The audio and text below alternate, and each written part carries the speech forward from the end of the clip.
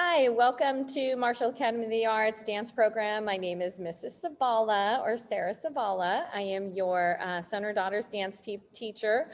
I'm excited to have them in my class this year. We're already having a lot of fun, learning a lot of new things, working on our flexibility, learning some new warm-up routines, learning some new technique. We're going to cover a lot this year. We're going to cover a lot of different genres. We're starting with jazz. We're gonna weave in some ballet, some lyrical, contemporary, musical theater, and hip hop. So tonight I'm gonna go over what you need to know and understand so that you can help your son or daughter have a really successful time here in our dance program. So let's first start with the materials that we need for class. As of right now, almost 99% of my students are showing up to class looking absolutely amazing. I ask that they wear black leggings and a black fitted top, so no tank tops or crop tops. And then I'm gonna have some dance shirts available for purchase. I will let you know about that on Thursday of this week, if not by the end of the week. And it'll look similar to this shirt, with a little different style, two different options. But that will be up and available this week as well. So the black leggings, black fitted top, dance shoes. I'm asking that they have jazz shoes or ballet flats. Those are what are preferred. If they have lyrical half soles, that's okay as well. If you have not purchased jazz shoes yet, I ask that you purchase a pair of tan jazz shoes. They come in black and tan. I prefer tan. If they have black though, that's okay. That's not gonna be a problem.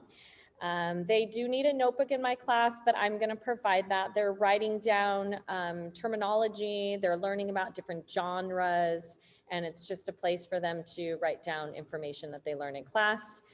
Yoga mats I use for our Mat Monday, where we do some deeper stretching, improving our flexibility. I have yoga mats, but if your son or daughter would like to bring their own to class, knowing that it's theirs only, I will put their name on it and put it in my cabinet, and it'll be for them only. The mats that I have do get used throughout the day for other students. I also ask that they wear a mask in class every day because we are indoors, and hair ties. And I always have extra hair ties, but they need to have their hair pulled back and out of their face during dance. Okay, so where do you buy dance shoes? I'm telling my students right now that the best place to look is on Amazon. I used to always direct my students to Discount Dance Supply in Anaheim, but it seems as of now they're closed, and it sounds like they're closed for good. So discountdance.com is also online. That's a good one. If you'd like to go to one that's near Marshall, Elite Dancewear in Los Alamitos is the one that's closest to us. There's also a dance store in Huntington Beach and in Downey, but I say try Amazon first. They tend to have quite a few. Just look for a good pair that will last them throughout the year. And the ones that I've seen that are ordered on Amazon, they tend to run small. So I would size up at least a half size in those. So course description and curriculum. So every day we do warm-up routines. The girls are getting really familiar with this right now. They have a stretching routine that they do that covers all kinds of core exercises and things to strengthen their core. We also go through an entire warm-up routine to music. They're learning how to do it in rhythm. Right now we are working on one that has some cardiovascular aspects to it, and then some dance aspects to it as well. And everything goes in rhythm to music.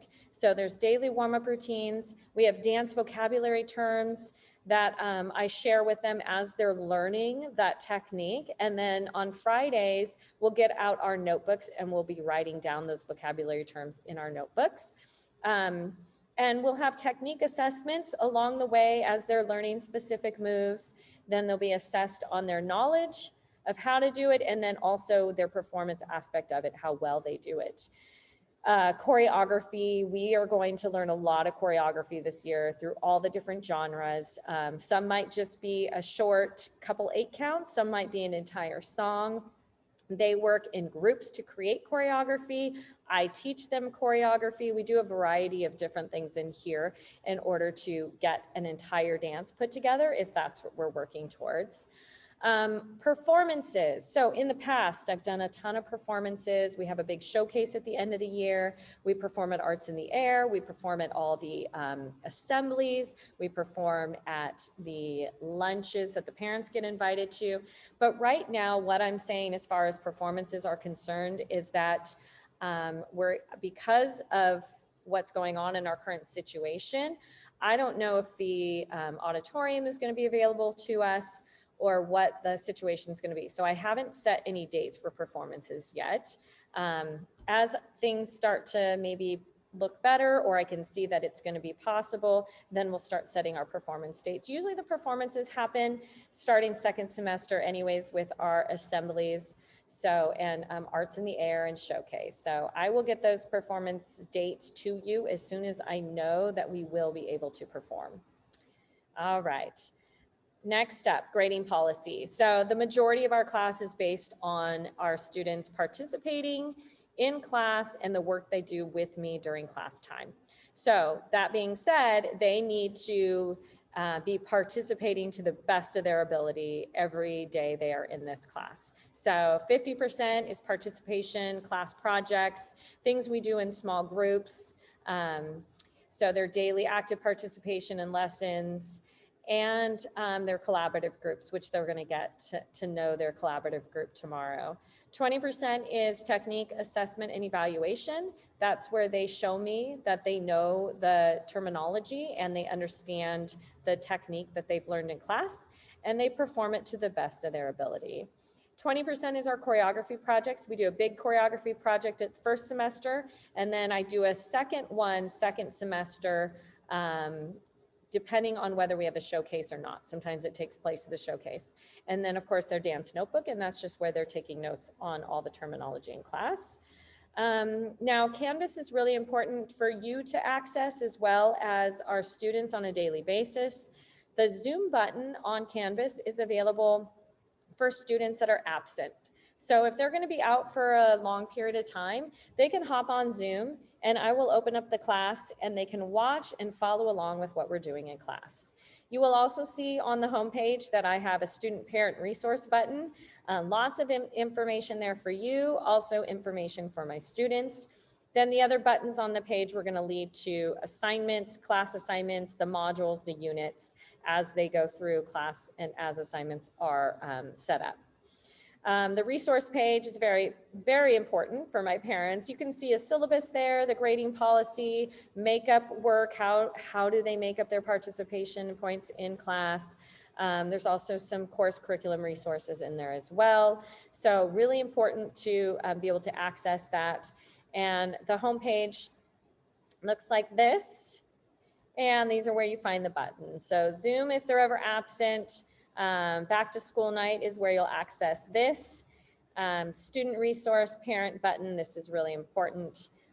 Information here, syllabus, that's up and running. The bell schedule's up and running. There's warm-up dances, technique practice, things for students to look at. Dance vocabulary is on here as well. So that is how they will be able to see all the stuff that we do in class. It's also a way for you to see everything that we are doing in class. So next up, let's give you some information on how to get a hold of me. The best way is through Canvas or through my email. You can email me through Synergy. I am teaching 7 classes a day right now, so I don't have extra time, but I am at school every day at 8 a.m. and I'm usually here till 4:30 or 5 o'clock in the evening. So email is the best bet. Give me about 48 hours to respond. If I don't respond right away, I will get to it. If it's really urgent, then please call the front office and we'll see that I can get a hold of you. All right. So thank you. If you have questions, please come to open house on Thursday evening, and I will answer all the questions you have, or ask your students, because they know it all at this point. They're doing such a great job. I'm looking forward to this year. I'm looking forward to showing you down the road what your students have accomplished, because they learn so much in my class, and we do have a lot of fun.